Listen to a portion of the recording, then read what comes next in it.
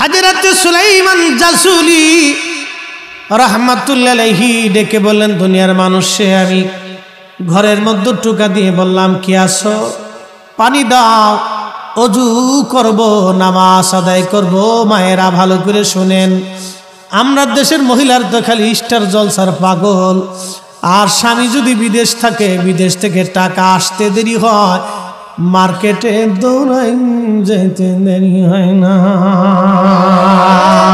খালি পাখির মতো উঠতে থাকে,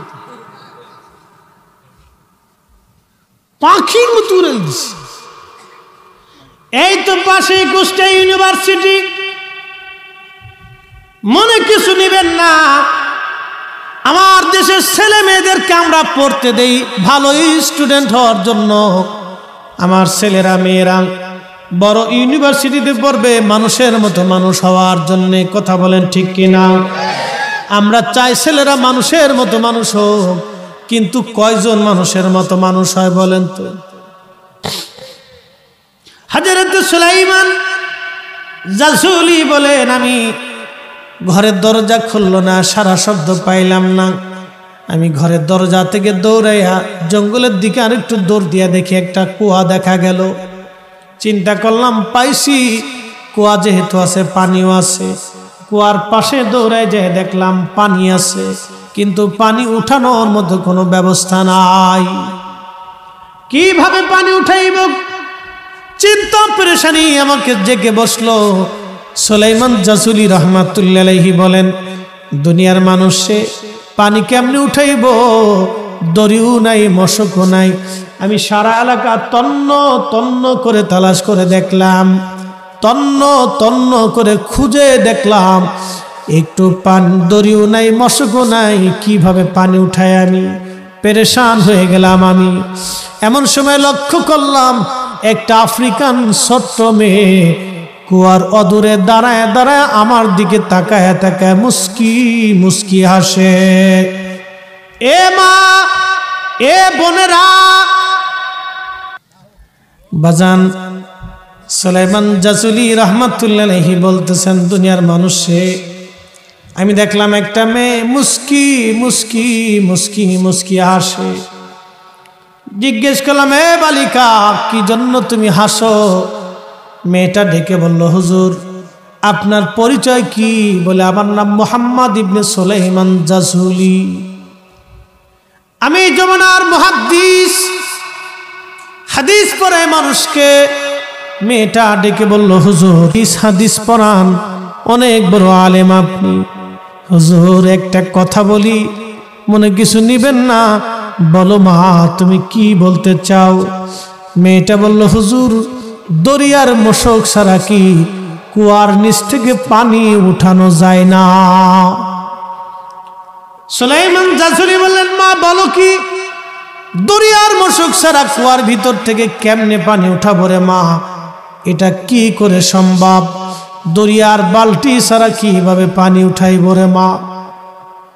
মেয়েটা ডেকে বলল, হুজুর আপনি অনেক বড় মুহাদ্দিস, আপনার অনেক মুরিদ আছে, অনেক ছাত্র আছে, অনেক নাম আপনার শুনেছি, দুনিয়া ঘুরে ঘুরে হাদিস খুঁজেন, আপনি তালাশ করেন, কিন্তু দরিয়ার মশক ছাড়া কি পানি উঠাইতে পারেন না আপনি? বলে, না রে মা, এটা কি করে সম্ভব? মেয়েটা বলল, হুজুর একটু দাঁড়ান, হুজুর একটু দাঁড়ান। এই কথা বলে মেয়েটা একটা পাথর ধাক্কা দিয়ে কুয়ার পাশে দিয়ে ওই পাথরের উপর দাঁড়াইয়া কুয়ার মধ্যে কি যেন পড়ল, আর কুয়ার মধ্যে নিজের থুতুগুলি ছেড়ে দিল। কি যেন পড়ল, কুয়ার মধ্যে থুতু ছেড়ে দিল। আল্লাহর ওলি সুলাইমান জাসুলি ডেকে বলেন, দুনিয়ার মানুষ শোনো, আমি লক্ষ্য করলাম মেয়েটা, ছোট্ট মেয়েটি কি যেন পরে কুয়ার মধ্যে থুতু মারে, কুয়ার নিচ থেকে পানি উঠে উঠে উঠে উঠে একেবারে কুয়া পরিপূর্ণ হয়ে গেল। তেলের গাড়ি তেলে চলে,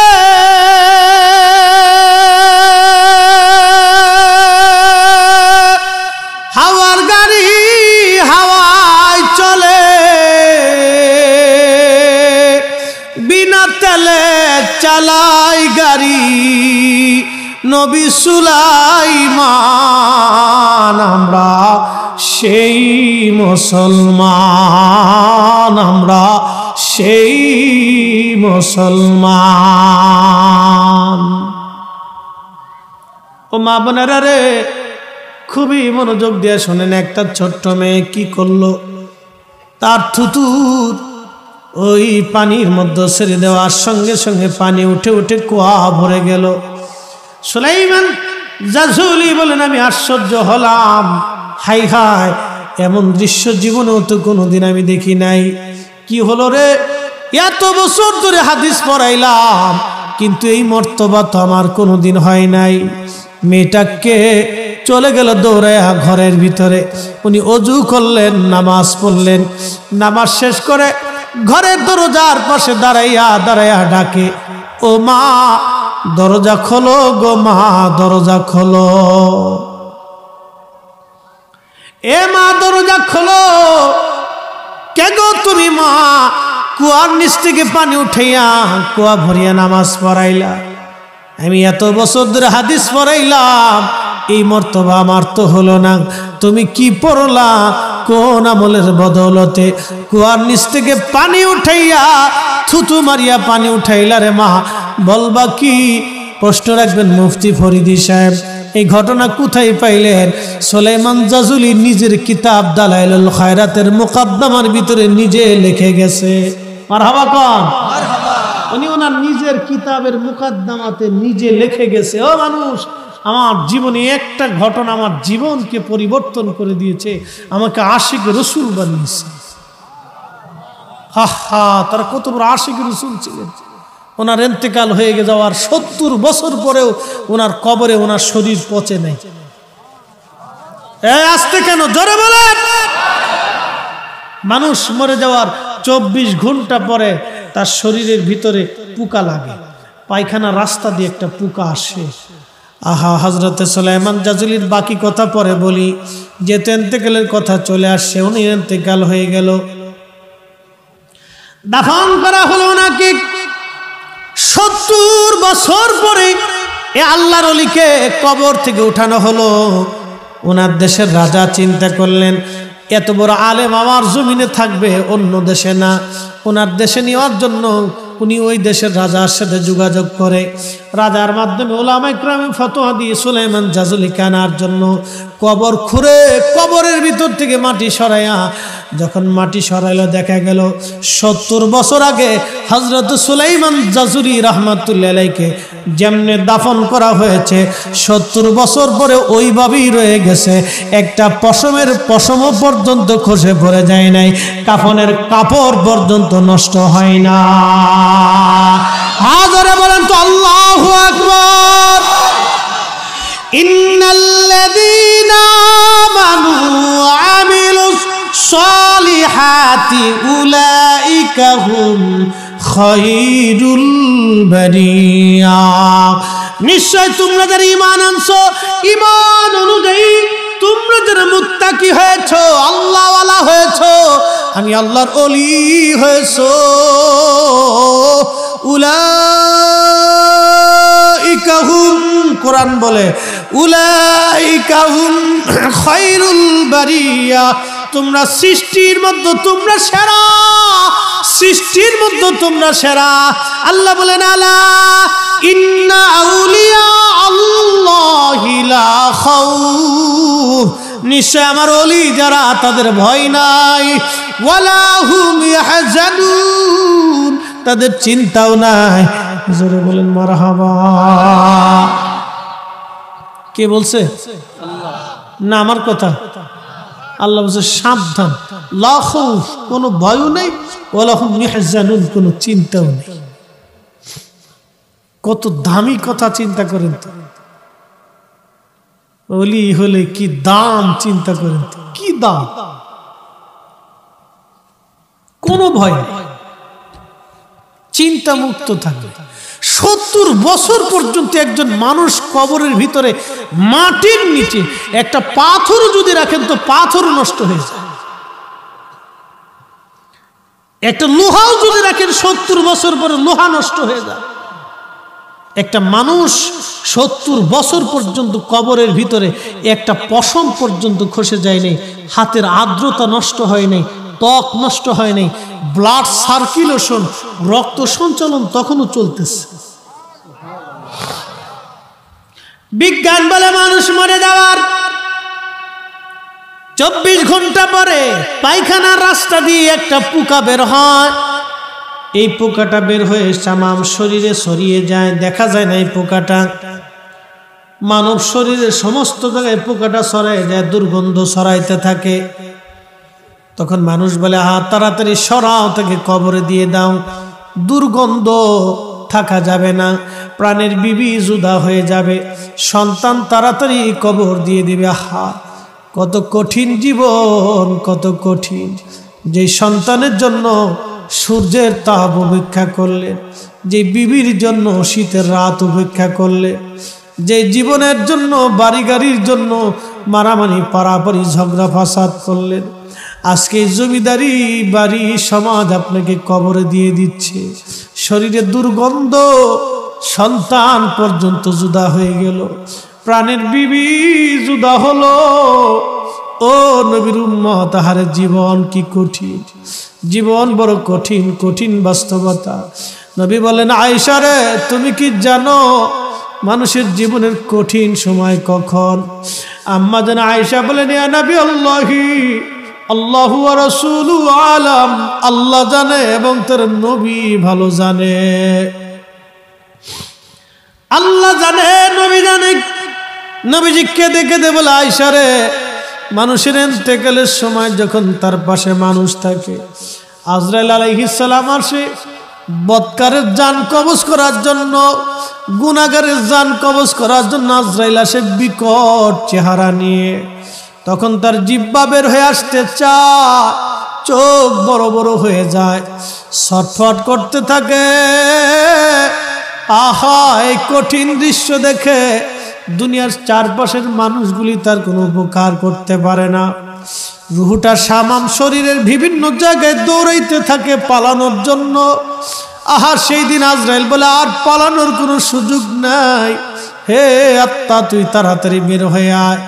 এই খবিস, তুই তাড়াতাড়ি বের হ, তোকে নিয়ে যাব রব্বে কারিমের দরবারে। ওই খবিস আত্মাগুলি তখন ভয়ে তামাম শরীরের বিভিন্ন জায়গায় দৌড়ায়।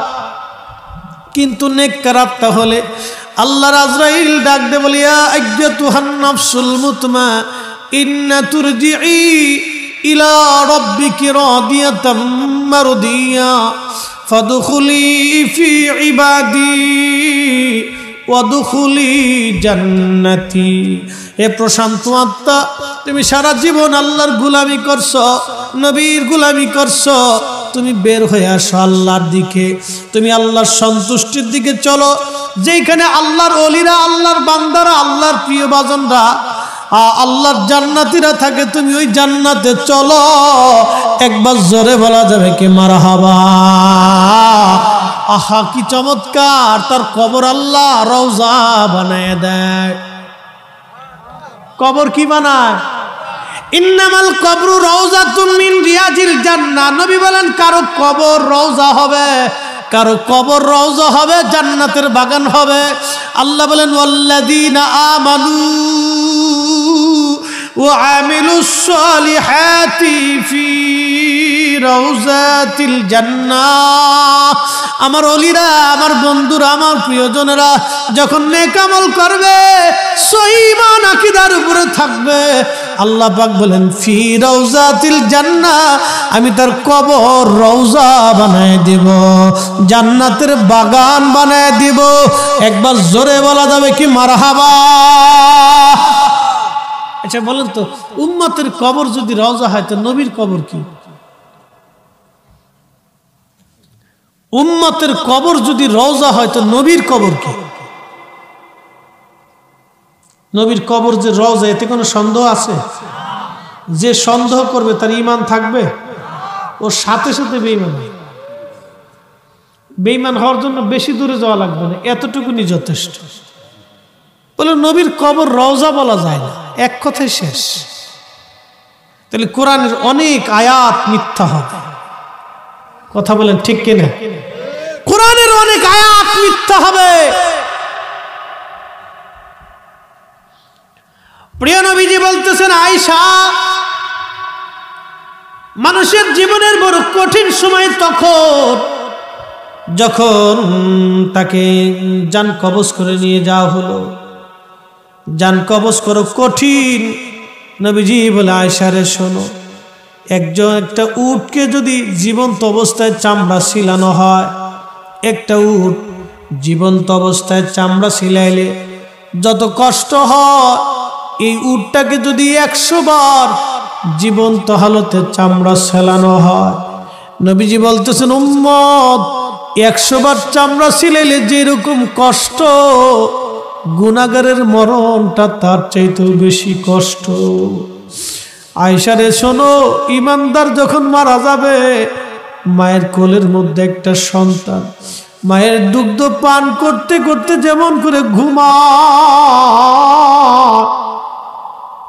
ইমানদারের মরণ ওই রকম হবে।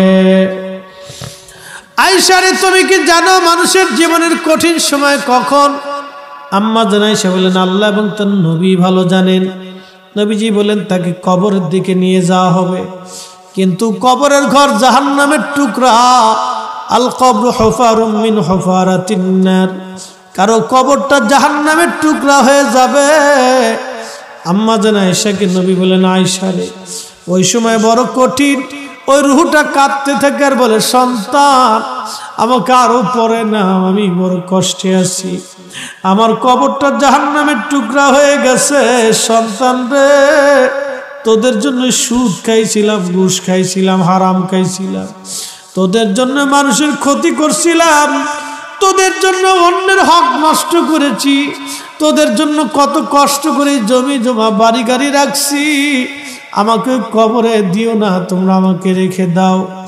নবীজি বলেন, উম্মত, সেই দিন তামাম সৃষ্টির মাখলুকগুলি শুনে, শুধু মানুষ আর জিন এই কথাগুলি শোনে না, তার কান্না অন্য কেউ দেখে না। শুধু মানুষ আর জিন ব্যতীত সব সৃষ্টিগুলি দেখে, শুধু মানুষ আর জিন দেখতে পায় না, শুনতে পায় না। ওই কবরে যখন থেকে নিয়ে যাওয়া হয়, কবরের ভিতর 2 জন মানুষ নামে, মুর্দা মনে করে এই 2 জন বুঝে আমার সঙ্গে যাবে।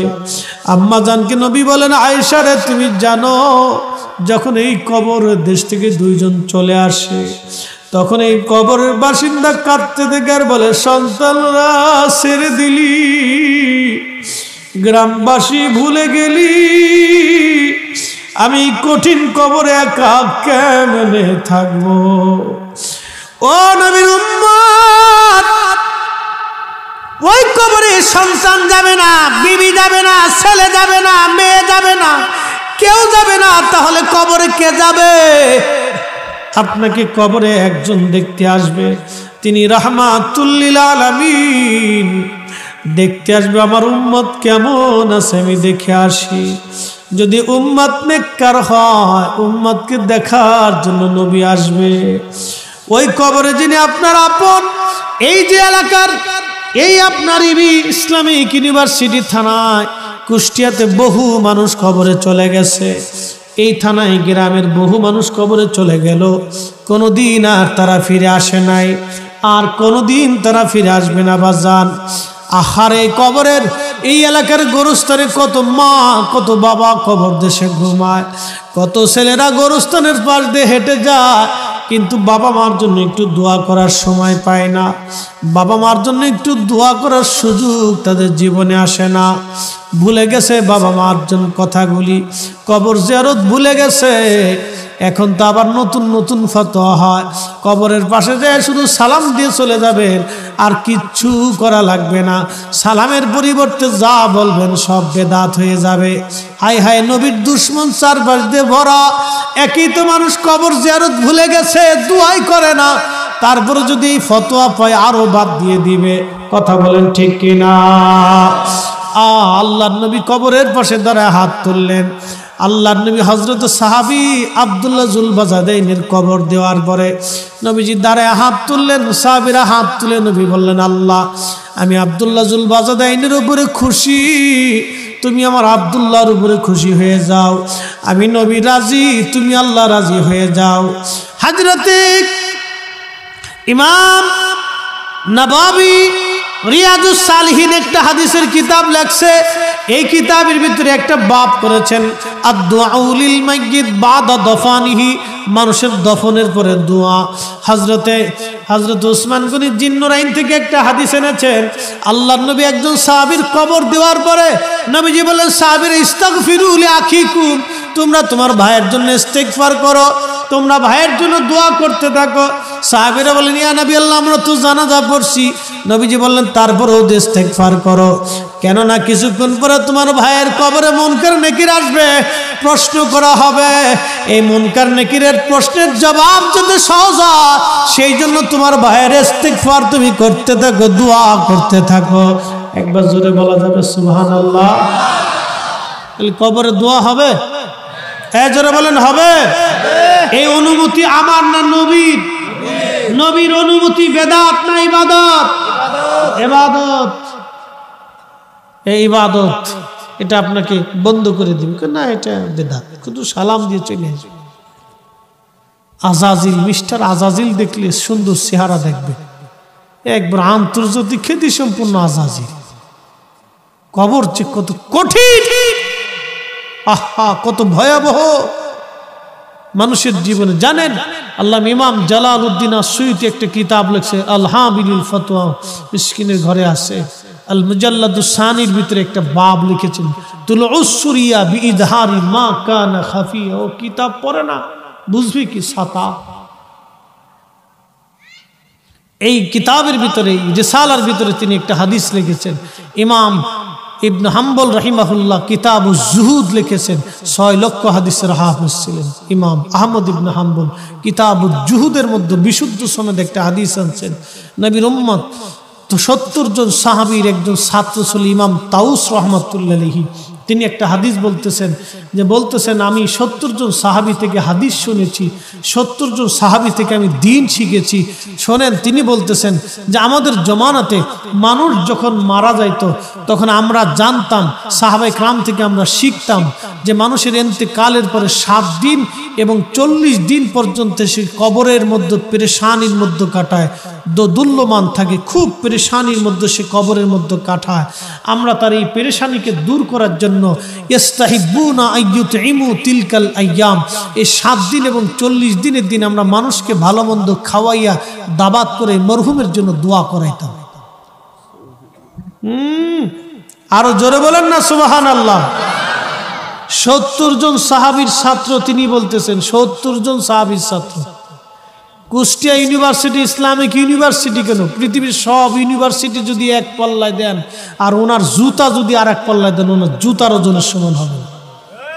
এক কথা বলেন না কেন? ওনার সাহাবীর ছাত্র, সাহাবীদের ছাত্র, সাহাবীদের ছাত্র, পৃথিবীর অন্য কারো ছাত্র না, সাহাবীদের ছাত্র। পৃথিবীর শ্রেষ্ঠ বিদ্যাপীঠ রসুলের দরবার, রসুলের দরবারের ছাত্র সাহাবায়ে কেরাম, সাহাবায়ে কেরামের ছাত্র তাবি, তাবিদের মধ্যে কিবারুত তাবিন ইমাম তাউস রাহমাতুল্লাহ আলাইহি, তিনি 70 জন সাহাবীর ছাত্র। তিনি ফতোয়া দিচ্ছেন, তিনি বলতেছেন আমাদের জমানায় আমরা এই কাজ করাকে মুস্তাহাব মনে করতাম, আর আমাদের জমানাতে এসে বেদাত হয়ে গেছে। আমাদের জমানাতে এসে আজকে বেদাত হয়ে গেছে। আজকে এটা বেদাত হয়ে গেছে, বলে নতুন আবিষ্কার করছি আমরা বলে নতুন আবিষ্কার করছি। সাহাবীদের জমানা থেকে আমল চালু হয়ে আসছে বলে আমরা বেদাত করে ফেলছি, নতুন আবিষ্কার করে ফেলছি আজকে বলে।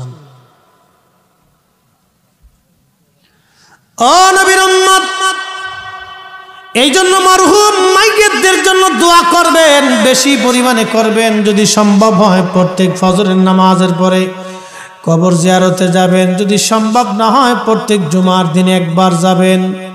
যদি তাও সম্ভব না হয়, যেখানেই থাকেন নামাজের পরে বাবা মার জন্য, পূর্বপুরুষের জন্য দোয়া করবেন। কিছু নফল নামাজ, কিছু কোরআন তেলাওয়াত, কিছু ওজিফা কালাম শেষে ওই বাবা মার জন্য হাত তুলে রব্বে কারিমের দরবারে দোয়া করবেন। আল্লাহ কবুল করুন, আওয়াজ তুলে বলেন আমিন। দোয়া চলবে। আওয়াজ তুলে বলেন চলবে? দোয়া করার হুকুম কে দিয়েছে? আল্লাহ বলেন ইন্নাল্লাযীনা ইস্তাকবিরুনা আন ইবাদাতি, ইবাদাতি আমার এই ইবাদত থেকে যদি তুমি নিজেকে গুটাও, অন্য কেউ গুটাও, অন্য কেউ সরিয়ে আনো, নিজেকেও সরিয়ে আনো, তো আল্লাহ বলতেছেন সাইয়াদখুলুনা জাহান্নামা দাখিরিন, আমি বান্দাটাকে অপদস্থ করে অপমানিত করে জাহান্নামে পাঠাবো। এই কোরআন বলতেছে। এই আয়াতের তাফসীর আল্লাহর নবী নিজে করেছেন। বলেন তো নবীর উপরে তাফসীর কে করবে? কেউ আছে? আল্লাহর পরে যিনি তাফসীর করবেন তিনি তো নবী। সেই রাসূল তাফসীর করে বলতেছেন উম্মত শোনো, এই আয়াত দিয়ে আল্লাহ কি বুঝাইছেন জানো? আদ-দুআউ হুয়াল ইবাদা, দোয়া হলো ইবাদতের মধ্যে অন্যতম শ্রেষ্ঠ ইবাদত।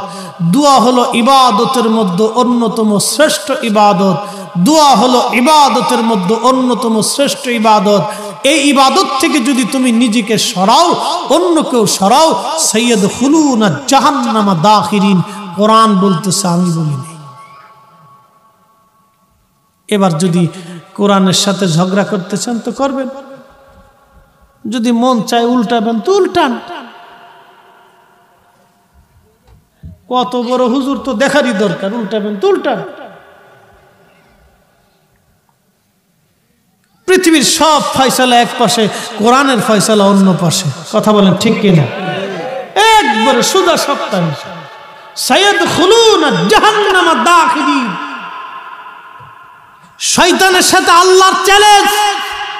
আমি রব্বে কারীমের ইজ্জত ও জালালের কসম করি, তুই আমার বান্দাকে গুনাহ করাবি, আর আমার বান্দা হাত তুলে মাপ চাইতে দেরি হবে, আমি ক্ষমা করতে দেরি করব। শয়তানের সাথে আল্লাহর চ্যালেঞ্জ কি! আর শয়তান এসে কিভাবে একটা মানে বেদাত চালু করে দিচ্ছে। দোয়া না করলেও চলবে, এটা সুস্পষ্ট বেদাত। যারা বলবে দোয়া না করলেও চলবে, এটাই সুস্পষ্ট বেদাত। এটা নতুন আবিষ্কার হয়েছে কথা। না কোনো সাহাবী বলেছে, না কোনো ওলি বলেছে, না কোনো মুজাদ্দিদ বলেছে, না কোনো মুস্তাহিদ বলেছে, না কোনো তাবি বলেছে, না কোনো তাবে তাবির কথা বলেছে। আল্লাহ কোরআনের বাহিরে কারো কথা বলার সুযোগ আছে বাপ? কোন সুযোগ নেই। কালাম কি বলে, নবী কি বলে, আর উম্মত বলে কি? সর্বনাশ! উম্মতের ডিগ্রি কত! হ্যাঁ, এগুলি বেদাত আস্তে আস্তে সমাজে আসতেছে। নতুন নতুন মতবাদ বেদাত, এগুলি বেদাত। এরা বানাইছে উল্টা, যেটা সারা জীবন চলে আসছে এটারে বেদাত বানাইছে, আর উল্টাটারে আজকে ইবাদত বানাই নিয়েছে। প্রিয় মুসলমান, সুলাইমান জাসুলি রাহমাতুল্লাহ আলাইহি 70 বছর পরে ওনার কবর থেকে ওনাকে উঠানো হলো। 70 বছর পরে একটা পশমও খসে পড়ে যায় নাই, ত্বকও নষ্ট হয় নাই, ব্লাড সার্কুলেশন নষ্ট হয় নাই। মানুষের ইন্তেকালের পরে ওই মানুষটাকে যখন দাফন করা হয়, কবরে দেওয়া হয়, 17 দিনের মাথায় তার পেট যা আছে সব ফেটে ফেটে একবারে মিসমার হয়ে মাটির সাথে মিশে যায়। 2 মাসের মাথায় সমস্ত শরীরের চামড়া গোশতগুলি মাটির সাথে মিশে যায়। 1 বছরের মাথায় হাড্ডিগুলিও মাটির সাথে মিশে যায়। একজন মানুষের জীবনের সব কিছু শেষ, অথচ এই জীবনের জন্য কত যুদ্ধ করেছে, মারামারি করেছে, ঝগড়া করেছে, অমুকের জমিন দখল করেছে, হারাম খেয়েছে, ঘুষ খেয়েছে, সুদ খেয়েছে, আরেকজনের মাথায় বাড়ি দিয়েছে, আরেকজনের টাকা মেরে খেয়ে দিয়েছে। ও বন্ধু, এই দুনিয়ার জন্য কত পারাবাড়ি করেছে, আরেকজনের জমিনের কোন আল ঠেলাঠেলি করেছে, ধাক্কা ধাক্কি করেছে, ওই ব্যবসা বাণিজ্যের ভিতরে মালে কম দিয়েছে, ভেজাল দিয়েছে, ফরমালিন ঢুকাই দিছে।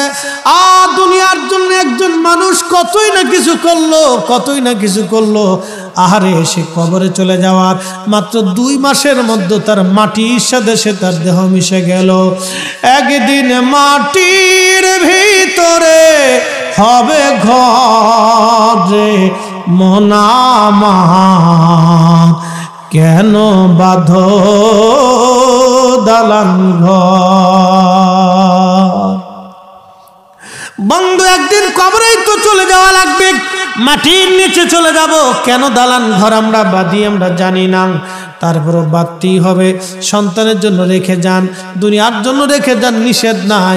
কিন্তু আল্লাহ বলেন বান্দা তুমি আমার কাজটা করো। কোন কাজটা করবা? আল্লাহ বলেন ইয়া আইয়ুহাল্লাযীনা আমানু লা তুলহিকুম আমওয়ালুকুম ওয়ালা আওলাদুকুম আন যিকরিল্লাহ। এ বান্দা সম্পদের প্রেমে আর সন্তানের মোহে পড়ে আমি খোদার জিকির থেকে তুমি আলাদা হও না। নামাজ ছেড়ে দিও না, রোজা ছেড়ে দিও না, জিকির ছেড়ে দিও না, ইবাদত ছেড়ে দিও না, মাহফিল ছেড়ে দিও না, হালাল ছেড়ে দিও না, আমার হুকুম ছেড়ে দিও না। আমার হালাল খাও, আমি আল্লাহ যে হুকুম দিয়েছি মেনে মেনে মেনে মেনে মেনে মেনে মেনে মেনে চলো। বান্দা তুমি আমার হুকুমগুলি মেনে মেনে মেনে মেনে মেনে মেনে চলো। আমি আল্লাহর সন্তান ও সম্পদের প্রেমে পড়ে আমি খোদার জিকির, আমি আল্লাহর স্মরণ থেকে তুমি আলাদা হইও না। যদি হও ওমাই ইয়াফআল যালিকা ফাউলাইকা হুমুল খাসিরুন।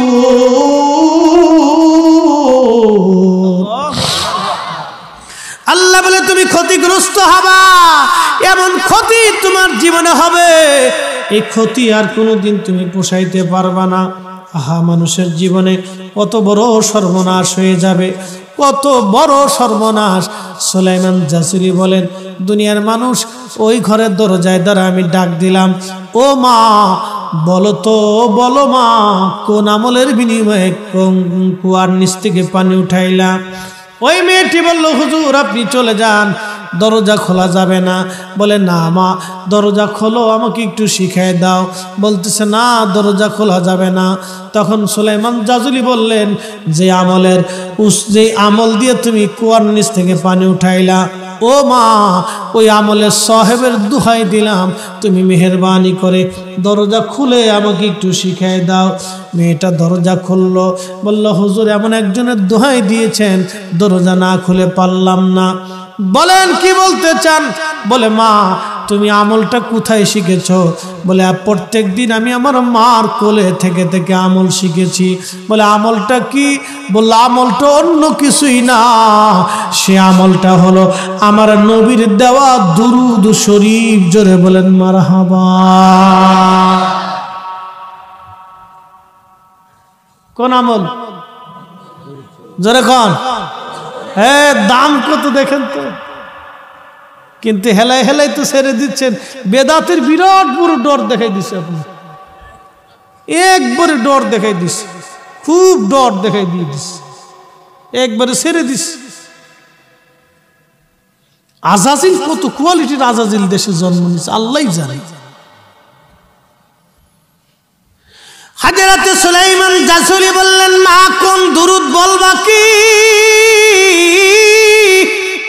হে নারী জাতি, মেয়েটা বলতেছে হুজুর আমি আমার মার কোলে থেকে প্রত্যেক দিনই দুরুদ শিখেছি।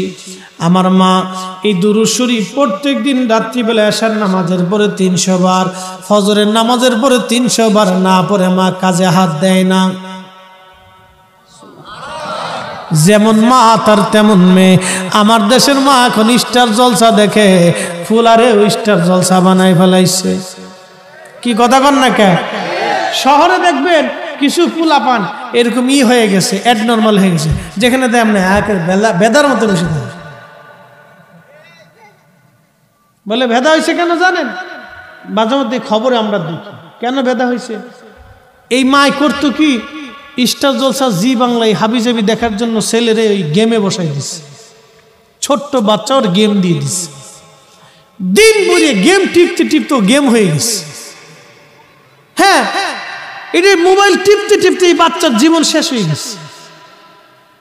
ওই মহিলা স্টার জলসা জি বাংলা দেখার জন্য তার বাচ্চাটার জীবনটা শেষ করেছে, এটা অ্যাবনর্মাল হয়ে গেছে। নবী আছে, আওয়াজ তুলে বলে নবী আছে। উসমান গনি জিন্নুরাইন শহীদ হয়ে যাবে, নবী আছে বুঝাইতেছি। উসমান গনি জিন্নুরাইন যে দিন শহীদ হবে ফজরের নামাজের পরে নামাজ পড়ে তাসবিহ তাহলিল করতে করতে ঘুম এসে গেল। স্বপ্ন দেখতেছে আল্লাহর নবী তাশরীফ গ্রহণ করছে। নবী এসে বলেন, ওসমান কেমন লাগে? বলে, হুজুর ভালো লাগে না। তুমি কি চলে আসতে চাও না দুনিয়ায় থাকবে? বলে, না হুজুর চলে আসব।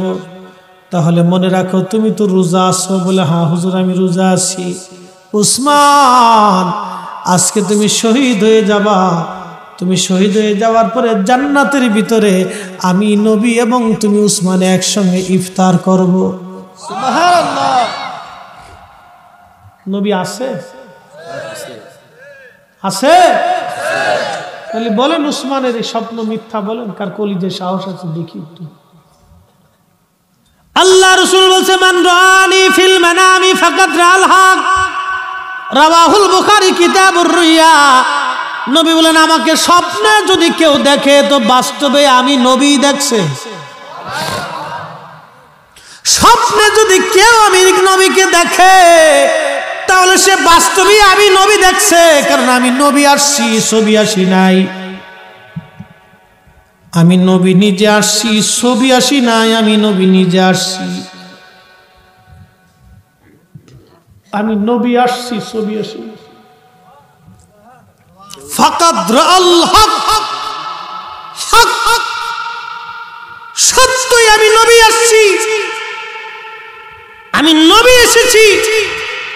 আমি নবী নিজে দেখা দিয়েছি, ছবি না। নবী নবী এসেছি, নবী 1450 বছর আগ থেকে এখনো পর্যন্ত নবী উম্মতকে স্বপ্ন দেখায়, কিয়ামত পর্যন্ত দেখাইতে থাকবে। তাহলে বলেন নবী আছে? নবী আছে, আপনি দেখেন না, আমি দেখি না, সেটা আমার আপনার চোখের দোষ। কথা ঠিক? কিসের দোষ? চোখের দোষ, নবীর দোষ না। সূর্য উঠেছে, শেষ করে দেব, একটা লোক উঠবে না, আমি জানি কুয়াশায় কষ্ট হচ্ছে। সূর্য উঠেছে, এই এলাকার অন্ধ যদি এসে বলে, গ্রামের নাম কি, বোয়ালিয়ার মানুষ, তোরা বেটা সব কানা হয়ে গেছিস, এ সূর্য উঠে টুটে নাই, সব কানা। এখন বোয়ালিয়ার মানুষ বলবে, তুই কানা দেখি কি সবাই কি কানা মনে করিস? বেটা সূর্যের জায়গা সূর্য আছে, কানা তোর চোখের জায়গা চোখ নেই। নবীর জায়গা নবী আছে, অন্ধ নজদির চোখের জায়গা চোখ নাই। কথা বলেন ঠিক কিনা?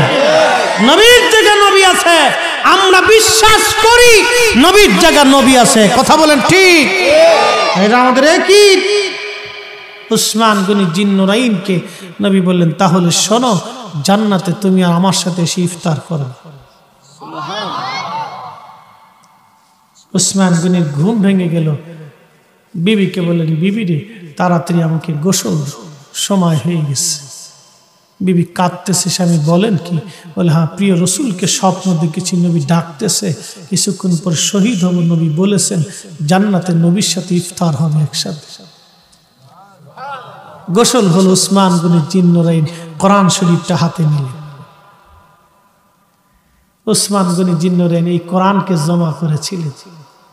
কোরআন শরীফ হাতে নিয়ে কোরআন পড়তেছে। বিদ্রোহীরা এসে, দুইজন মুখোশধারী ছিল, কেউ তাদেরকে চিনে না।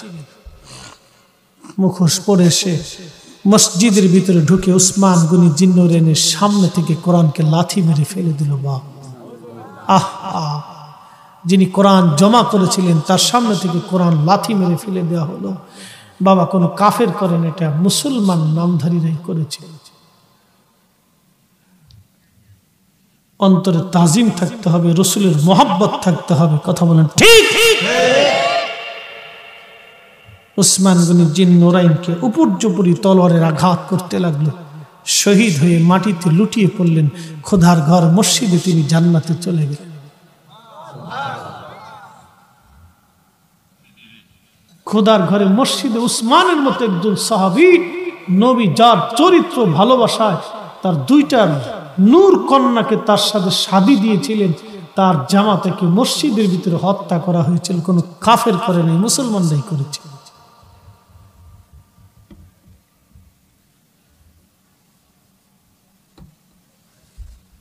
আপনার মাথা নষ্ট হয়ে যায়। কি করে সম্ভব এটা? খুদার ঘর মসজিদের ভিতরে এমন একজন সাহাবীকে মেরে ফেলে দেওয়া হলো, তো কোরআন শরীফকে তার সামনে থেকে লাথি মেরে ফেলে দেওয়া হলো। মাথা নষ্ট হয়ে যাবে বাপ। মুনাফিকের জমানাতেও ছিল, এখনো আছে, ওটা কিয়ামত পর্যন্ত থাকবে। প্রিয় মুসলমান, সুলাইমান জাসুলি রাহমাতুল্লাহ আলাইহি, ওনার কথা বলছিলাম। সুলাইমান জাসুলি রাহমাতুল্লাহ আলাইহি বলেন, মা তুমি দুরূদ শরীফ পড়ো, নবীজির সঙ্গে তোমার সাক্ষাৎ হয় মারে, তাহলে বলো আমি কি নিয়ামত থেকে বঞ্চিত হয়ে যাব? বলে, হুজুর না, বঞ্চিত কেন হবেন, চেষ্টা করেন। সুলাইমান জাসুলি বললেন, তাহলে ঠিক আছে, আমি পৃথিবী সফরে বের হলাম। সারা দুনিয়া ঘুরে ঘুরে ঘুরে ঘুরে 1 বছর পরিশ্রম করে সুলাইমান জাসুলি 500 দুরূদ জমা করে নিয়ে আসলেন। 500 দুরূদ শরীফ জমা করে নিয়ে আসার পরে সুলাইমান জাসুলি মরক্কোর ওই বারবার নামক এলাকায় মেয়েটার কাছে যা বলেন, মা দেখো তো এই দুরুদের মধ্যে নবীর দেওয়া দুরূদ শরীফটা আছে কিনা। মেয়েটা বলল, হুজুর আফসোস হয়, আমার তো বলে দিতে মন চায়, কিন্তু আমি বলতে পারবো না। হুজুর আপনি যান, আবার পরিশ্রম করেন, এই 500 দুরুদের মধ্যে নবীজির দেওয়া সেই দুরূদ শরীফ লেখা নাই। সুলাইমান জাসুলি আবার বের হলেন, 2 বছর অক্লান্ত পরিশ্রম করে আরো 500 দুরূদ শরীফ তিনি জমা করলেন। জমা করার পরে আল্লাহর ওলি সুলাইমান জাসুলি রাহমাতুল্লাহ আলাইহি এই 500 দুরূদ এনে মেয়েটার কাছে জমা দিলেন। ও মা বলো তো এই 500 দুরুদের মধ্যে নবীর দেওয়া দুরুদ আছে কিনা? বলে, হ্যাঁ হুজুর, এই 500 দুরুদের মধ্যে আমার নবীর দেওয়া দুরূদ শরীফ লেখা আছে। তবে মা একটা কলম দিলাম, একটু নিচে দাগায় দাও।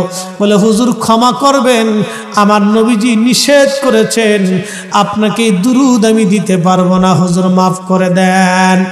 তবে মা আমি কি মাহরুম হয়ে যাব? সুলাইমান জাসুলিকে ওই মেয়েটি বলল, হুজুর মাহরুম হবেন না, প্রত্যেক দিন আপনি পুরা দুরূদ শরীফ পড়তে থাকবেন। আপনি যা জোগাড় করেছেন সব কয়টা দুরূদ শরীফ যদি আপনি তেলাওয়াত করেন, তাহলে এই দুরুদের বরকত আপনার হাসিল হয়ে যাবে, আপনার হাসিল হয়ে যাবে। তিনি দুরুদের এমন পাগল হয়ে গেলেন, ফরজ সুন্নত ওয়াজিব ইবাদত করার পরে উনি নফল ইবাদতের জন্য তসবিহ হাতে নিয়ে ওই সময় দুরূদ শরীফ পড়তে থাকতেন। প্রত্যেক দিন ওইভাবে হাজার হাজার বার দুরূদ শরীফ পড়তেন তিনি। ওনার ইন্তেকালের পরে 70 বছর পরে কবর ওনার নষ্ট হয় নাই, ওনার দেহ পচে যায় নাই। একবার জোরে বলা যাবে কি মারহাবা, আল্লাহু আকবার। দুরূদ শরীফ হবে, আওয়াজ তুলে বলেন হবে। খালি কি দুরুদ ইব্রাহিম আছে না আরো দুরুদ আছে? আরো দুরুদ আছে। 29 প্রকারের দুরুদ হাদিস দ্বারা সাবিত আছে। এবং যতগুলি হাদিসের কিতাব, তাফসীরের কিতাব, সবকটা মুকাদ্দামাতে ইমামরা দুরুদ লিখছেন, নিজেদের সুন্দর ভাষা দিয়ে দুরুদ লিখেছেন। যত কিতাব তত রকমের দুরুদ আছে। আপনার যেটা সুবিধা মনে হয় আপনি পড়েন, কোনো অসুবিধা। হ্যাঁ, পড়তে থাকেন। কাজ হলো পড়তে হবে, কাজ ছেড়ে দেওয়া না। কাজ কি? পড়া। সারা কাজ না, পড়তে হবে। যত বেশি পড়বেন তত বেশি লাভ, যত বেশি পড়বেন তত বেশি লাভ হবে। কাজ ছেড়ে দেওয়া না, কাজ হলো পড়া। আমাদের কাজ হলো অধিক পরিমাণে দুরূদ শরীফ পড়া। আল্লাহ